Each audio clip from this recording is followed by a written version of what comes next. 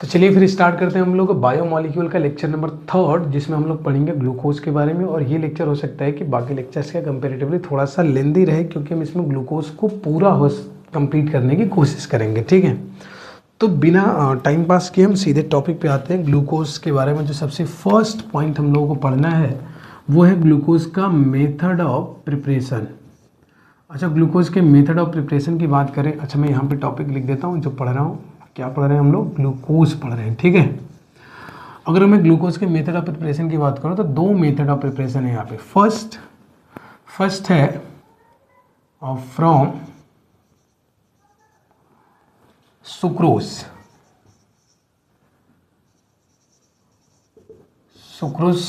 Formula क्या होता है? C12H22O11। अगर मैं इसका हाइड्रोलिसिस कर दूं, मतलब वाटर ऐड कर दूं, तो मुझे क्या मिल जाएगा? C6H12O6 plus C6H12O6। इसमें एक फॉर्मूला हमारा किसका होता है? ग्लूकोज का होता है, और एक फॉर्मूला किसका होता है? फ्रक्टोज का होता है। और ये बात हमने पहले भी डिस्कस की है। कहाँ की है? क्लासिफिकेशन ऑफ कार्बोहाइड्रेट में की है। ठीक है, कि जब आप सुक्रोज का हाइड्रोलाइसिस करते हो तो ग्लूकोज एंड फ्रक्टोज बनता है। And the second method of preparation is from starch नहीं भाई, स्टार्च। अच्छा, स्टार्च क्या होता है? स्टार्च का जो जनरल फॉर्मूला होता है वो मैं ऐसे लिखते हैं C6H12O5 और यहाँ पे लिख देंगे N। ये सर आपको रैमनोज जैसे स्ट्रक्चर दिखाई दे रहा होगा, मगर ये रैमनोज नहीं है, ये ग्लूकोज ही है। अब कैसे ग्लूकोज ही है वो हम आगे स्टार्च की पढ़ाई करेंगे तब करेंगे। ठीक है, तो ये है, इसमें मुझे क्या करना है? N मॉलिक्यूल्स ऑफ वाटर को ऐड करना है, मीडियम कैसा रखते हुए? एसिडिक रखते हुए। तो बड़ा ही सिंपल है। इसमें 12N है और 2N और हो जाएंगे, है ना? 12N, सॉरी यहाँ पे एक मिस्टेक हो गई ना, C ही होगा ना, 10N है।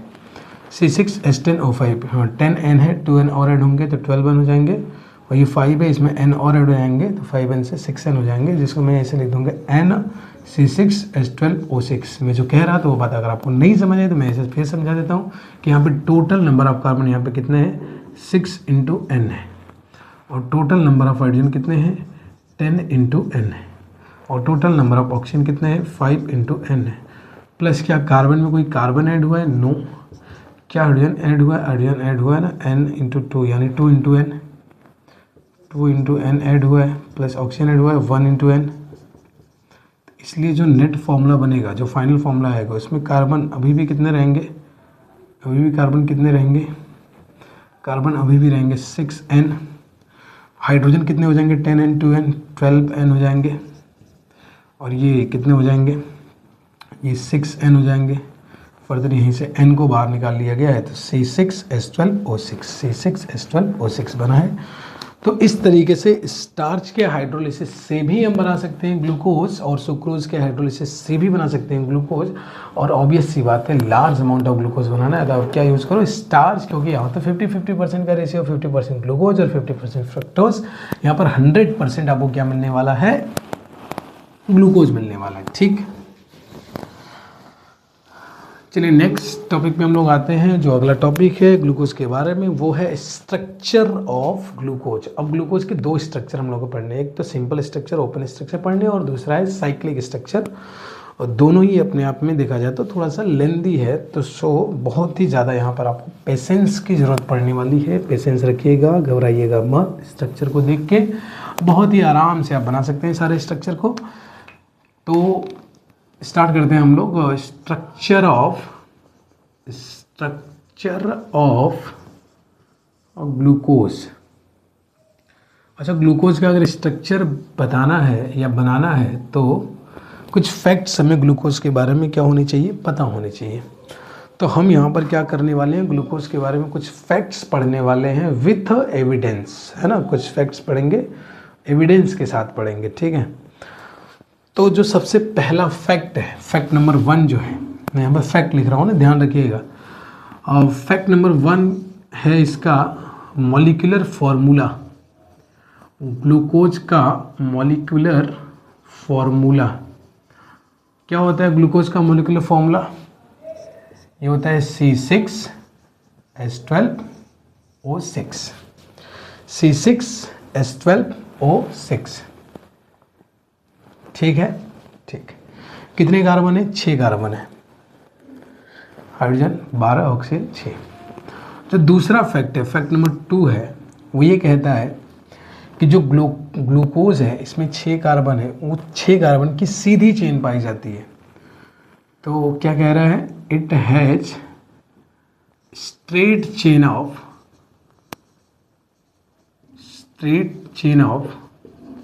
6 कार्बन। अब 6 कार्बन की स्ट्रेट चेन पाई जाती है ग्लूकोज के अंदर। अच्छा, अगर 6 कार्बन की स्ट्रेट चेन पाई जाती है ग्लूकोज की, तो ये बात पता कैसे चली होगी? ये एविडेंस क्या है इस फैक्ट का?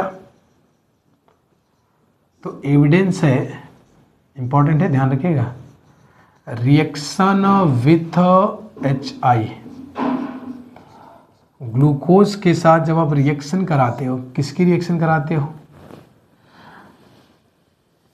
किसकी रिएक्शन कराते हो? HI की रिएक्शन कराते हो, ठीक है।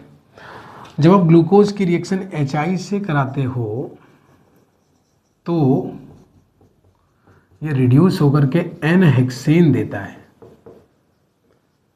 N हेक्सेन क्या होता है? N हेक्सेन का मतलब होता है नॉर्मल हेक्सेन। और नॉर्मल हेक्सेन किसको बोलते हैं? इसको बोलते हैं 1 2 3 4 5 6। अगर ये रिड्यूस होकर के जो हाइड्रोकार्बन बना रहा है वो हाइड्रोकार्बन N हेक्सेन है, तो इससे क्या पता चलता है कि इसमें 6 कार्बन की स्ट्रेट चेन है, सीधी चेन है, मतलब there is no branching in glucose. ठीक, पहला फैक्ट पता चल गया, उसका एविडेंस पता चल गया। फैक्ट क्या था? There is an straight chain of 6 carbon in glucose. Evidence क्या है? Reaction with HI। कैसे पता? जब ग्लूकोज की रिएक्शन HI के साथ कराते हैं तो ये रिड्यूस होकर के क्या देता है? N हेक्सेन देता है। The third fact about glucose is it has a carbonyl group. It has a carbonyl group.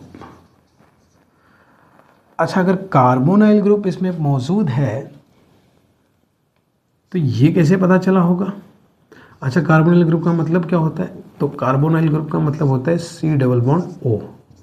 हाँ, इसको बोलते हैं हम लोग कार्बोनाइल ग्रुप। ये कैसे पता चला? ये ऐसे पता चला।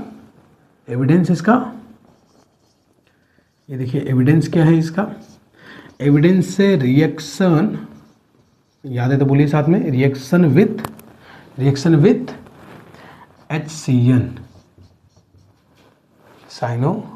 HCN hydrogen cyanide and NH2OH। NH2OH मतलब हाइड्रोक्सिल अमीन। अच्छा, जब ग्लूकोज की रिएक्शन जब कराई जाती है HCN से कराई जाती है तो ये बनाता है साइनोहाइड्रीन। साइनोहाइड्रीन क्या होता है?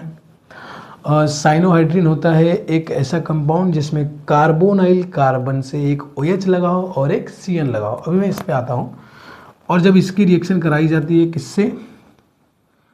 NH2OH से, तो ये बनाता है ऑक्साइन। क्या बनाता है? ऑक्साइन।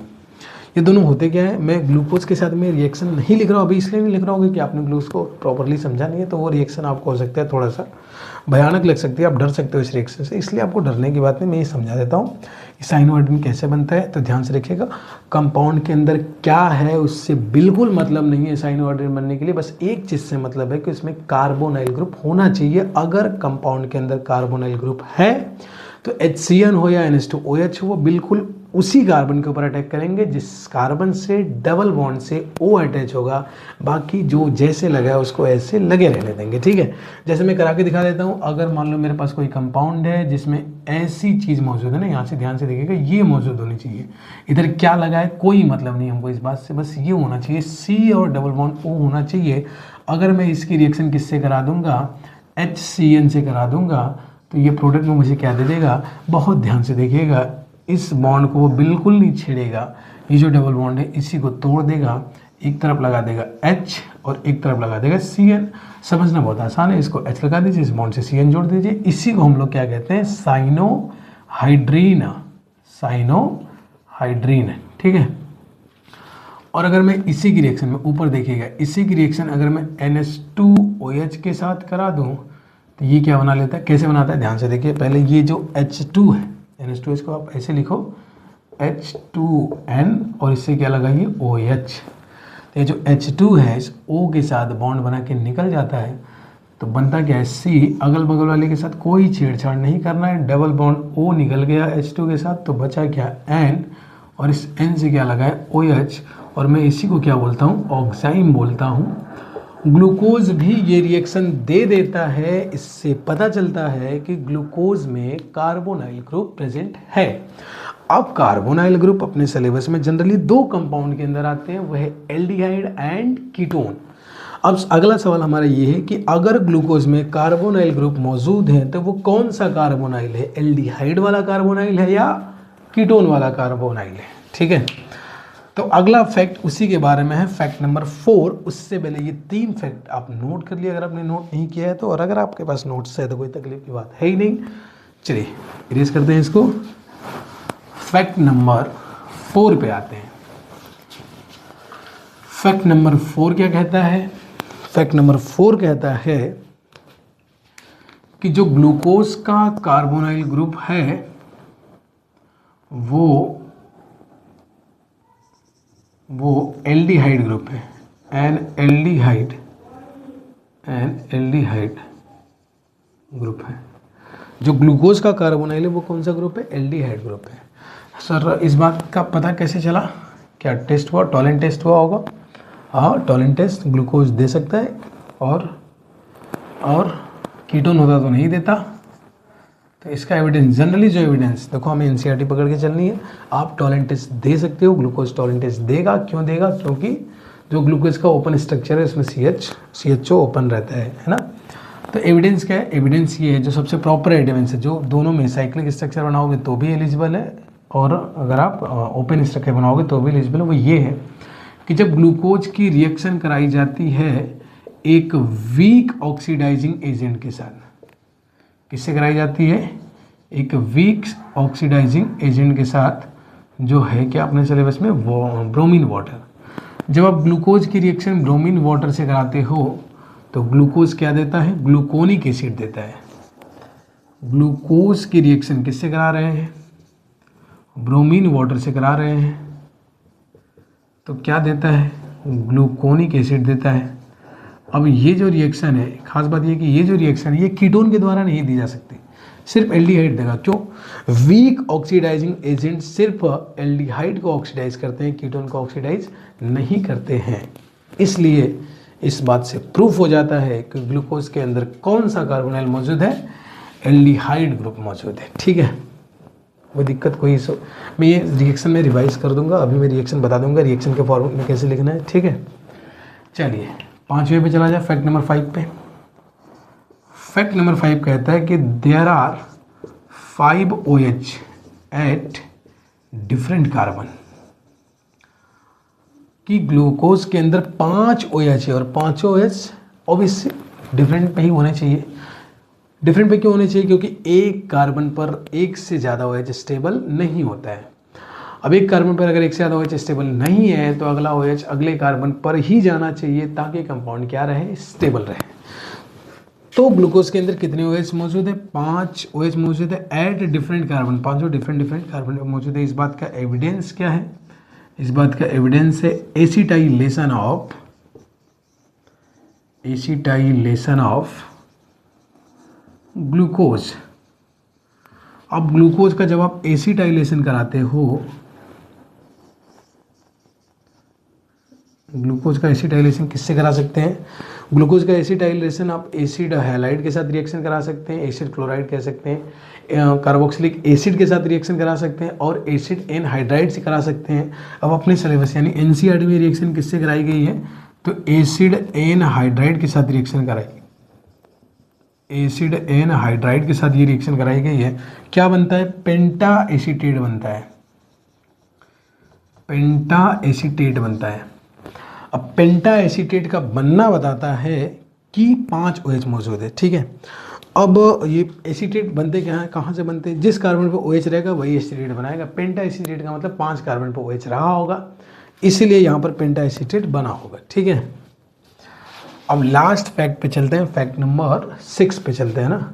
अच्छा, फैक्ट नंबर 6 पे जाने से पहले, क्योंकि हमें पता चल गया है कि ग्लूकोज के अंदर OH कितने हैं, 5 है, इसलिए मैं बाकी रिएक्शन को चाहूँ तो रिवाइज कर सकता हूँ। 5 OH 5 डिफरेंट कार्बन पे होंगे। तो आपके सामने मैं जस्ट अभी एक स्ट्रक्चर बना के दिखाता हूँ, जो ग्लूकोज का एग्जैक्ट स्ट्रक्चर तो नहीं होगा, मगर स्ट्रक्चरल फॉर्मूला कह सकते हैं, वो स्ट्रक्चरल फॉर्मूला वो सही होगा, बस स्पेशियल अरेंजमेंट की गलती हो सकती है उसमें।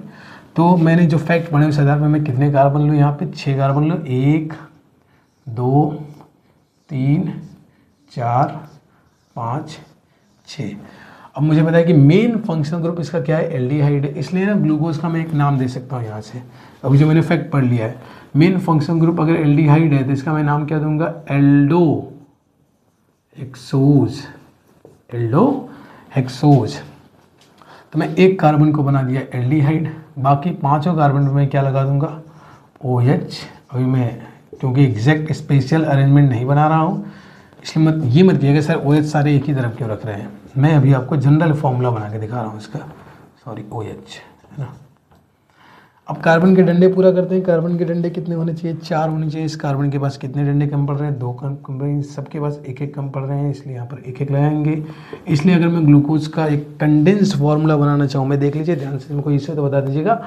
अगर मैं इसका कंडेंस्ड फार्मूला बनाना चाहूँ तो मैं ऐसे बना सकता हूँ, ध्यान से देखिए, बीच में CHOH लिख दूँ, कितनी बार लिख दूँ, बीच में CHOH लिख दूँ, कितनी बार लिख दूँ, 4 बार लिख दूँ, और यहाँ पे क्या लिख दूँ, CH2OH। क्या ग्लूकोज का ये स्ट्रक्चर बनाया जा सकता है, बिल्कुल बनाया जा सकता है, बिल्कुल सही स्ट्रक्चर है ये। ठीक है, तो मैं ज़रा एक बार रिवाइज कर दूँ इसको। ठीक है, ये हटा दो इसको, कोई इशू इसमें नहीं है। चलिए इसको हटाते हैं, थोड़ा सा रिवाइज कर लेते हैं रिएक्शन। हम लोगों ने अब तक कौन कौन सी रिएक्शन पढ़ी, 5 फैक्ट पढ़ लिए। पहला फैक्ट क्या पढ़ा था हम लोगों ने, ग्लूकोज का मॉलिक्यूलर फॉर्मूला क्या होता है, C6H12O6। दूसरा फैक्ट पढ़ा था रिएक्शन विद HI। अब मैं HI के साथ रिएक्शन करा के दिखाता हूँ, CHOH कितनी बार, 4 बार। यहाँ पे मैं क्या लिखूँगा, CH2OH। रिएक्शन किससे कराऊँगा, HI से कराऊँगा। क्या बनाऊँगा, ये बनाऊँगा CH3CH, और कितनी बार CH2, कितनी बार CH2, 4 बार। फिर यहाँ पे क्या लिखूँगा, CH3, 4 2 6 कार्बन हो गए। इसी का नाम क्या है, N-हेक्सेन। बोलो पहली रिएक्शन में कोई दिक्कत, ये फैक्ट नंबर 2 की रिएक्शन है। पहले तो फैक्ट में कोई रिएक्शन थी नहीं। फैक्ट नंबर 3 में क्या रिएक्शन थी, फैक्ट नंबर 3 में हमने रिएक्शन कराया था HCN से और NH2OH से। तो ध्यान से देखिए,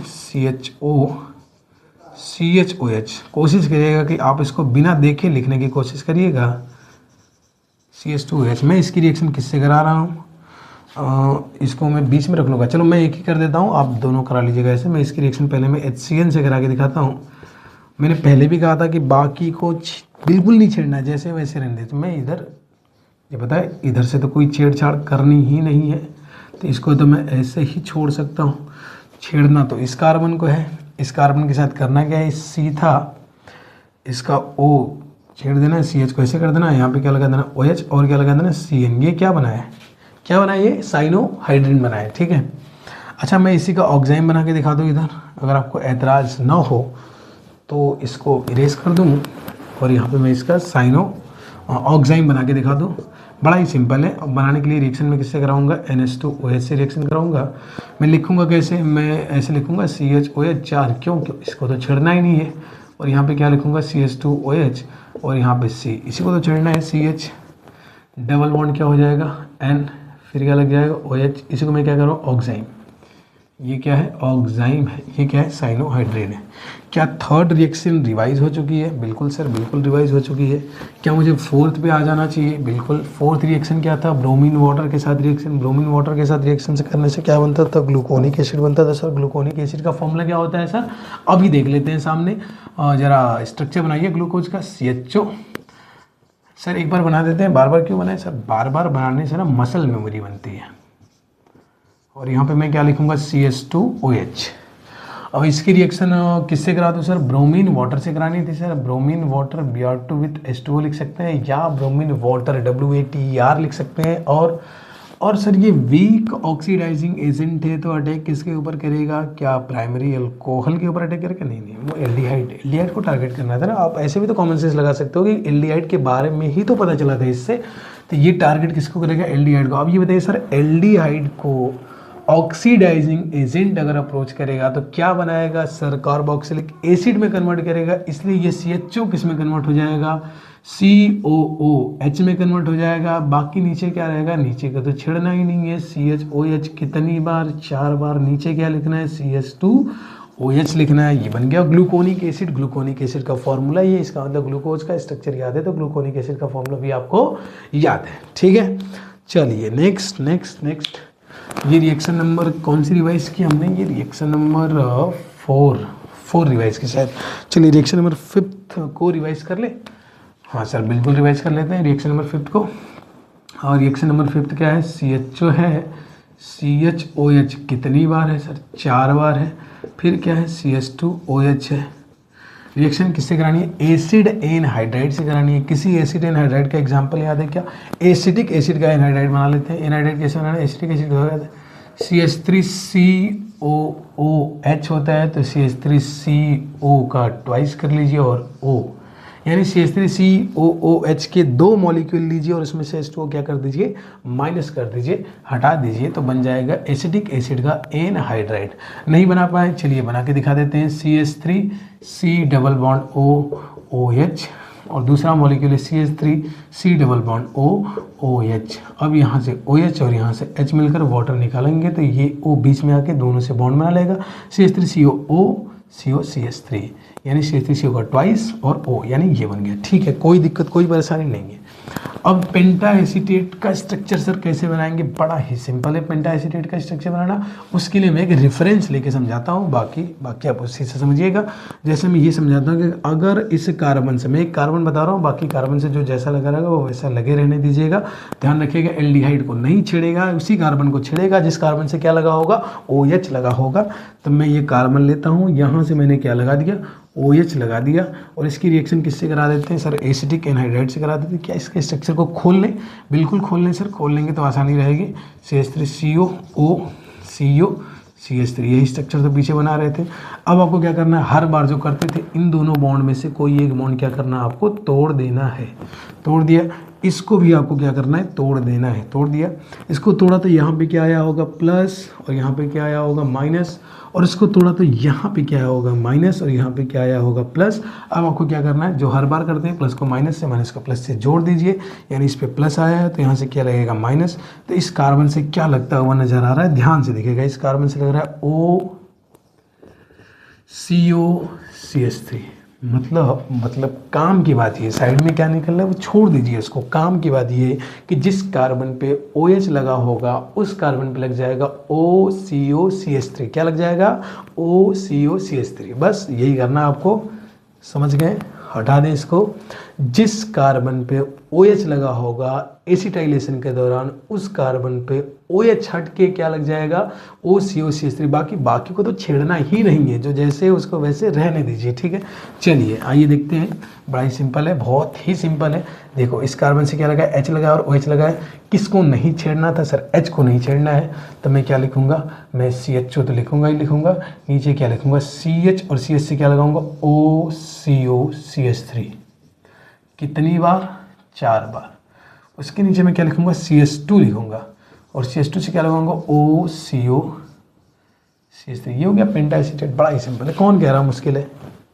अच्छा अगर मुझे स्ट्रक्चर बनाना होता ओपन करके तो मैं कैसे बनाता सर, मैं ऐसे बनाता, CHO लिखता, C इधर लिखता, H इधर O, CO CH3, और इस कितनी बार, 4 बार, C इधर H इधर H O CO CH3। मुश्किल है क्या, कोई मूर्ख ही होगा जो इसको मुश्किल कहेगा, ठीक है। तो 5 फैक्ट हमने पढ़ लिए, 5 फैक्ट के रिएक्शन रिवाइज कर लिए। लास्ट फैक्ट यानी छठे फैक्ट पढ़ने की बारी है। अब वो फैक्ट क्या है, फैक्ट नंबर 6 है, वो कहता है कि 1 out of 5 OH 5 OH में से 1 OH इज अ प्राइमरी है, मतलब प्राइमरी कार्बन से लगा। और तुमने अभी स्ट्रक्चर बना तो देखा भाई, एक को प्राइमरी तो होना ही था, एक एंड CHO ने ले लिया तो दूसरा एंड OH को तो लेना ही है ना, 5 एंड बचे, 5 OH जब ले ही लिया तो ठीक है। तो आइए एविडेंस देख ही लेते हैं, हालांकि मुझे नहीं लगता किसी एविडेंस की ज़रूरत थी इसको करने के लिए। खैर ठीक है, ये हम लोग का सोचना है, साइंटिफिक अप्रोच तो नहीं है। तो एविडेंस क्या है? एविडेंस है रिएक्शन विथ एविडेंस है reaction with strong oxidising agent that is HNO3। जब HNO3 के साथ रिएक्शन कराई जाती है तो चाहे ग्लूकोज हो चाहे ग्लूकोनिक एसिड हो, दोनों ही सेम प्रोडक्ट देते हैं। ग्लूकोनिक एसिड की रिएक्शन में लिख रहा हूँ ताकि आपको हिंट मिल जाए आपको बनाना है क्या। यहाँ पे बनता है सैकरिक एसिड, दोनों ही ऑक्सीडाइज हो जाते हैं। ग्लूकोज के पास एल्डिहाइड था जो COH में कन्वर्ट होगा, बात समझ आ रही है। ग्लूकोनिक एसिड के बाद तो ऑलरेडी एक COH था, अब दूसरा कौन हुआ? तो ग्लूकोनिक एसिड के बाद क्या है? प्राइमरी अल्कोहल भी तो है, ये तो सर एल्डिहाइड में है, तो इसलिए तो दोनों बना रहे हैं। इसका मतलब जब आप ग्लूकोज की रिएक्शन स्ट्रॉन्ग ऑक्सीडाइजिंग एजेंट से कराएंगे तो वो दो काम करता है, एक तो एल्डिहाइड को कार्बोक्सिलिक एसिड में कन्वर्ट करता है और दूसरा वो प्राइमरी OH को भी किस में कन्वर्ट कर देता है? कार्बोक्सिलिक एसिड में कन्वर्ट कर देता है। इसी से तो पता चला कि एक कार्बन प्राइमरी जो कार्बन है उससे लगा हुआ है, यानी एक OH कैसा है? प्राइमरी। अब सर इसका स्ट्रक्चर कैसे बनाएंगे? बड़ा ही सिंपल है स्ट्रक्चर, जरा ग्लूकोज का बताइए। तो CHO है, यहाँ पे क्या है? CHOH कितनी बार है? 4 बार है। और यहाँ पर है CH2OH। इसकी रिएक्शन जब आप HNO3 से करानी है ना, HNO3 से कराएंगे तो CHO किस में कन्वर्ट हो जाएगा? सर COH में कन्वर्ट हो जाएगा। यहाँ पे क्या रहेगा? CHOH कितनी बार? 4 बार। नीचे प्राइमरी अल्कोहल भी कन्वर्ट हो जाएगा किस में? एसिड में। और यही सेम प्रोडक्ट कौन दे देगा? Gluconic acid. ग्लूकोनिक एसिड क्या था? जो पहले से COH था, नीचे लगा है CH2OH, तो इसमें सिर्फ CH2OH ऑक्सीडाइज होकर दे देगा COH।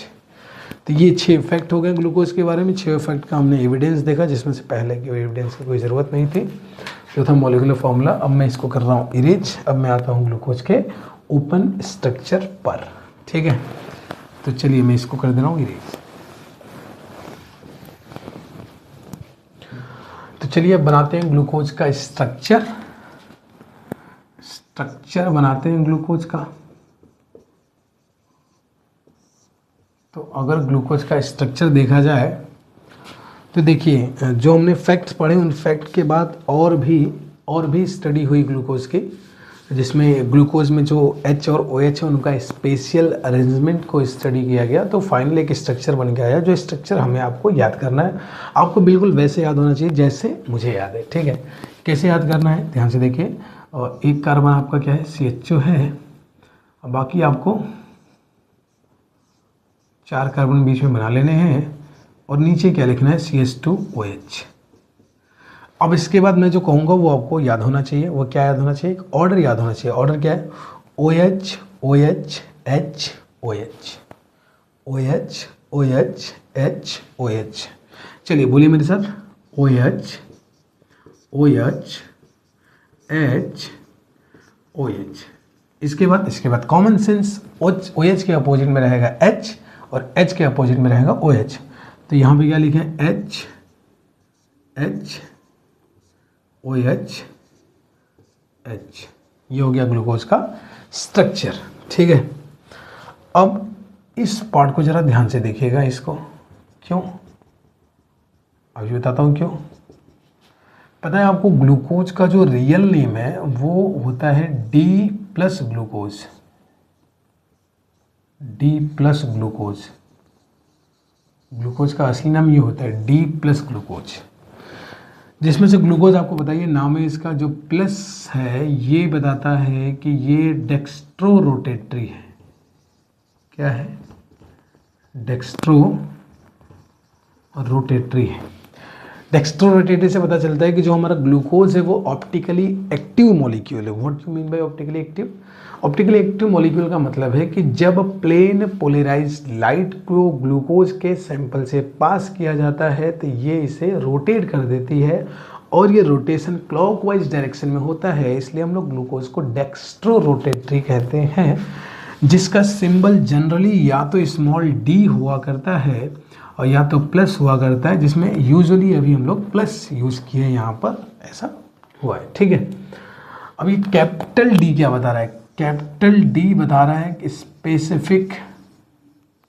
एक स्पेसिफिक कॉन्फ़िगरेशन को बता रहा है, स्पेसिफिक कॉन्फ़िगरेशन। ध्यान रखिएगा, इस डी का डेक्स्ट्रो और लीवो से कोई लेना देना नहीं है। कैपिटल डी का डेक्स्ट्रो से और स्मॉल एल का लीवो से, सॉरी, कैपिटल डी का डेक्स्ट्रो से और कैपिटल एल का लीवो से कोई लेना देना नहीं होता है।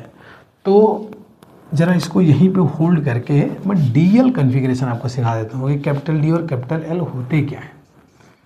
तो हमारा टॉपिक है एनसीईआरटी का, वो है डीएल कॉन्फ़िगरेशन। डीएल कॉन्फ़िगरेशन क्या है? डीएल कॉन्फ़िगरेशन एक reference of spatial arrangement of atoms around a chiral carbon है। एक कायरल कार्बन के अराउंड जो डिफरेंट एटम है, स्पेशली OH और H की बात कर रहे हैं, जिसमें OH और H हो, उसका एक रेफरेंस लिया जाता है कैपिटल डी और कैपिटल एल के रूप में। वो जो रेफरेंस एटम है वो है ग्लिसरल्डिहाइड। क्या है मॉलिक्यूल का नाम? मैंने क्या लिया अभी? ग्लिसरल्डिहाइड। ग्लिसरल्डिहाइड क्या होता है? आपने second chapter of organic chemistry में ग्लिसरॉल का नाम सुना होगा, नहीं सुना है तो मैं बता देता हूँ। ग्लिसरॉल एक ट्राई हाइड्रिक एल्कोहल होता है जिसमें 3 कार्बन और तीनों कार्बन से OH लगा होता है। अब ध्यान से देखिए, मैं 3 कार्बन ले रहा हूँ, तीनों कार्बन से OH लगा रहा हूँ, तो जो स्ट्रक्चर बनेगा मेरा वो यही बनेगा। इसी को मैं क्या बोलूँगा? ग्लिसरॉल बोलूँगा। ठीक है, ठीक। ग्लिसरल्डिहाइड का मतलब है कि इसमें एक ऑल हटा दीजिए और उसकी जगह क्या लगा दीजिए? एल्डिहाइड। चलिए, मैंने ये ऑल हटा दिया और इसकी जगह मैंने क्या लगा दिया? एल्डिहाइड। तो ये बन गया रेफरेंस एटम। अब ये रेफरेंस एटम क्या है, जरा कहानी को ध्यान से समझिएगा। मैं इसको खोल दे रहा हूँ, तो ये आपका बन गया ग्लिसरल्डिहाइड, CH2OH।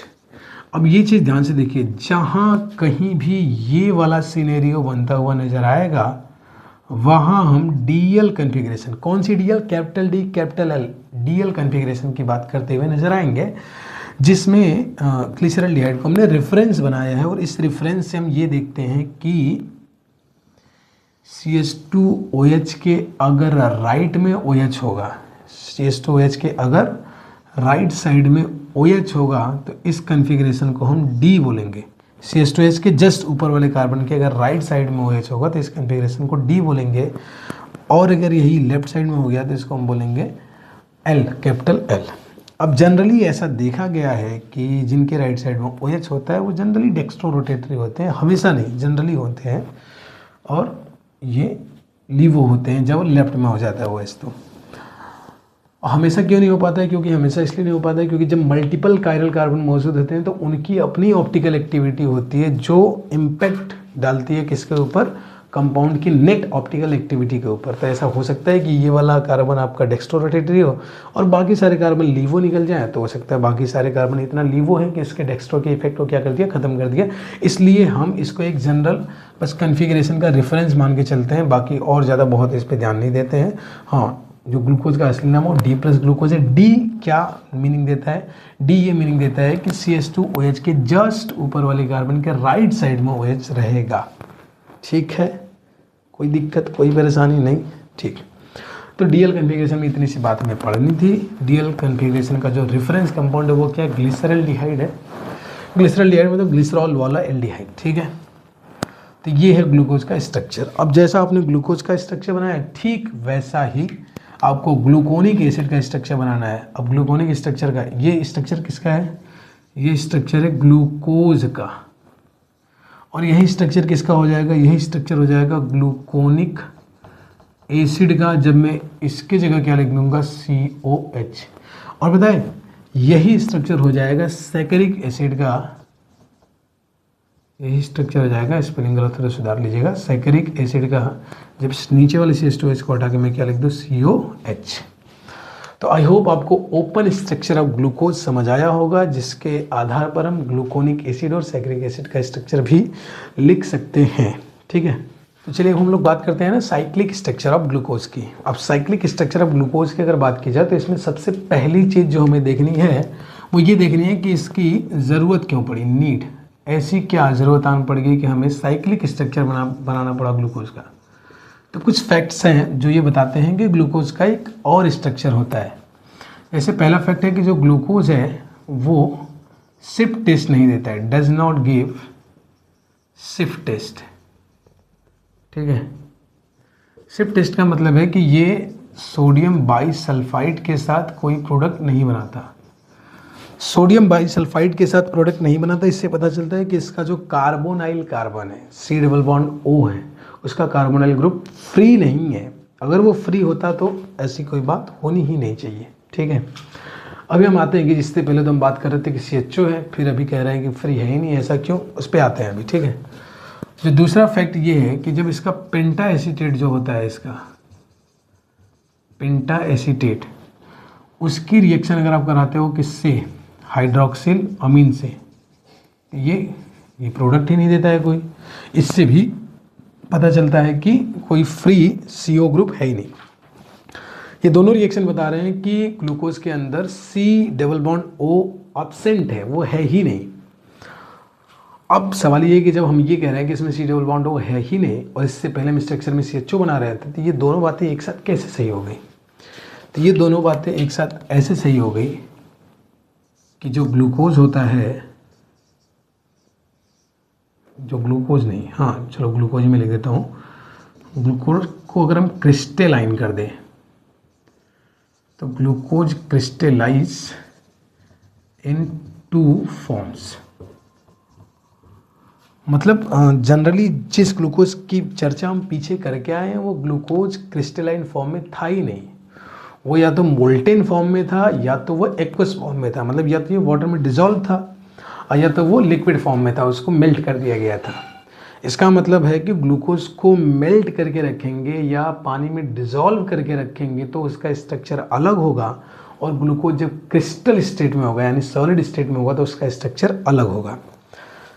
अब जब ग्लूकोज को क्रिस्टलाइज किया जाता है, देखो पेंटा एसीटेट में क्यों नहीं रिएक्शन है, क्योंकि पेंटा एसीटेट का मतलब क्या है कि मॉलिक्यूलर वेट बढ़ा, और जैसे ही मॉलिक्यूलर वेट बढ़ा होगा वो तुरंत क्या हो गया होगा, क्रिस्टलाइज हो गया होगा। जैसे क्रिस्टलाइज हुआ होगा वो क्रिस्टल वाला स्ट्रक्चर पकड़ लिया होगा, अल्फा और बीटा वाला। अल्फा और बीटा है ना, दो फॉर्म में एग्जिस्ट करता है। वो कौन कौन से फॉर्म है, अल्फा है और बीटा है, अल्फा और बीटा के फॉर्म में एग्जिस्ट करता है। और ये अल्फा और बीटा दोनों की खास बात ये है कि इसमें C double bond O free नहीं होता है। इसका मतलब आसान भाषा में ये कह सकते हैं कि जब तक ग्लूकोज मोल्टेन या एक्वस स्टेट में है उसका C double bond O free है तो वो सारी रिएक्शन देगा जो ये दे सकता है, और जैसे ये क्रिस्टल फॉर्म में जाता है ये C double bond O free नहीं रहता है, इसलिए ये C डबल बॉन्ड O वाली रिएक्शन देना बंद कर देता है। ठीक है, चलिए आगे बढ़ा जाए।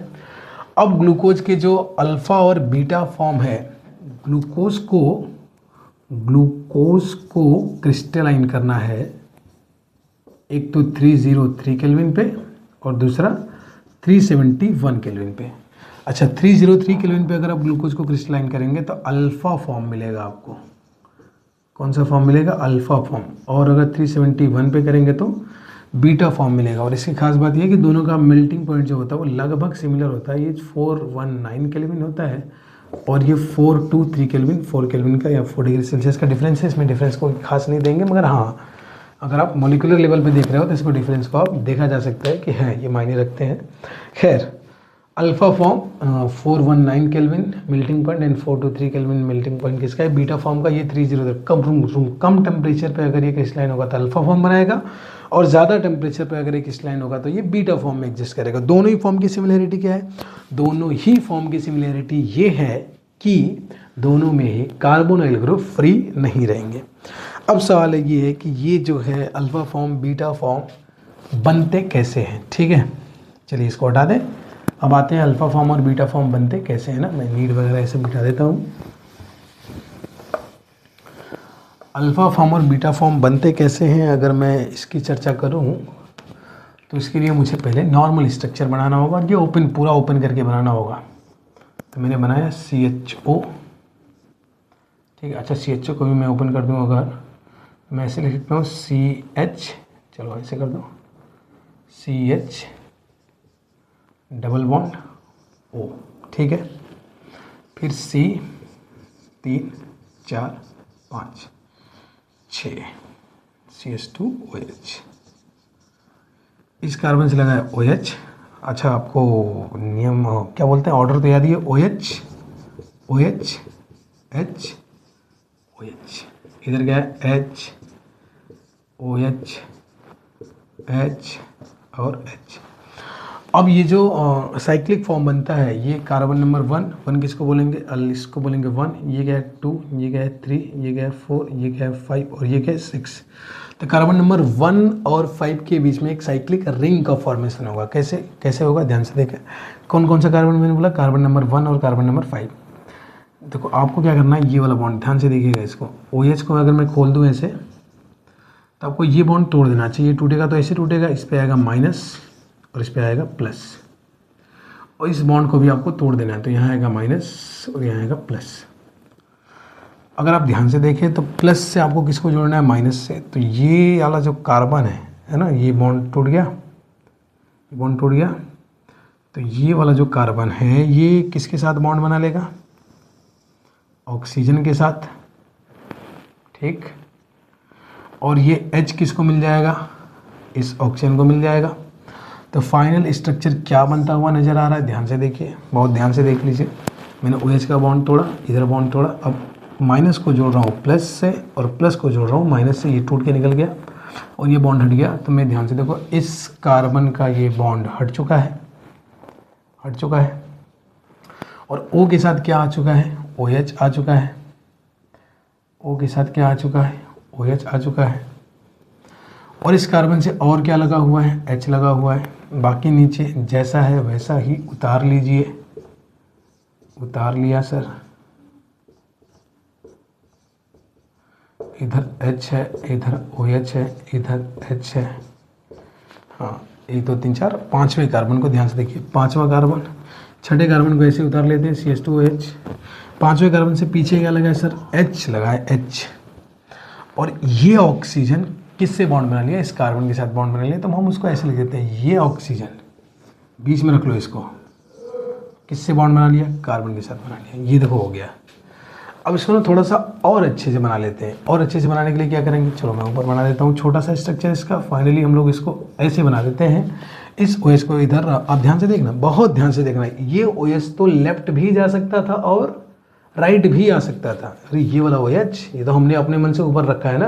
अगर मैं इसको लेफ्ट या राइट रखना चाहूँ तो मेरे पास 2 पॉसिबिलिटी है, या तो इस OH को इस कार्बन के राइट में रखूँ या तो इस OH को इस कार्बन के लेफ्ट में रखूँ। कैसे, ये नया OH है ना, ये OH तो सारे हमने डिसाइड कर लिए थे किधर रहेंगे। ये तो जस्ट अभी नया OH बना है। कैसे बना है, रिंग फॉर्मेशन की वजह से बना है। अब ये जो नया OH बना है रिंग फॉर्मेशन की वजह से, इस OH की रिलेटिवली 2 लोकेशन हो सकती है। ये जो कार्बन है, कौन सा कार्बन है सर, ये फर्स्ट कार्बन है। इस फर्स्ट कार्बन के OH राइट में भी आ सकता है और इस फर्स्ट कार्बन के लेफ्ट में भी आ सकता है। इसीलिए हम कहते हैं कि ये जो क्रिस्टलाइन फॉर्म है ये 2 फॉर्म में एग्जिस्ट करेगा। एक जब ये OH किधर चला जाए, राइट। दूसरा जब ये OH किधर आ जाए, लेफ्ट। क्या बात आपको समझ आ रही, नहीं समझ आ रही? फिर से देखिए, ये जो जनरल स्ट्रक्चर हमने बनाया था, इसमें रिंग फॉर्म करनी है किस कार्बन में, C1 और C5 के बीच में। कैसे करनी है, C से जो OH लगा उसमें O और H वाला बॉन्ड तोड़ दीजिए और CO का डबल बॉन्ड में O जो है उसका एक बॉन्ड तोड़ दीजिए। इसके बाद प्लस को माइनस से और माइनस को प्लस से। जैसे आप ये काम करेंगे तो जो फर्स्ट कार्बन पे एक नया OH जनरेट होता हुआ दिखाई देगा, और क्योंकि ये नया OH है, इसकी लोकेशन अभी तक डिसाइड नहीं है, इसलिए ये रिलेटिवली 2 लोकेशन ऑक्यूपाई कर सकता है, या तो उस कार्बन के लेफ्ट में या तो उस कार्बन के राइट में। अब यही OH अगर लेफ्ट में जाता है तो अलग बना देता है और राइट में जाता है तो अलग बना देता है। जनरली ये OH जब राइट में जाता है तो हम उसको कहते हैं अल्फा, और यही जब लेफ्ट में जाता है तो उसको क्या कहेंगे, बीटा। इसका मतलब ये जो अल्फा और बीटा बनने का खेल है, सारा खेल किसकी वजह से हुआ है, इस कार्बन की वजह से हुआ है, इसी कार्बन के राइट में OH जाता है तो हम उसे अल्फा फॉर्म कहते हैं, और इसी कार्बन के लेफ्ट में OH आता है तो हम इसको बीटा फॉर्म कहते हैं। और ये जो अल्फा फॉर्म और बीटा फॉर्म होते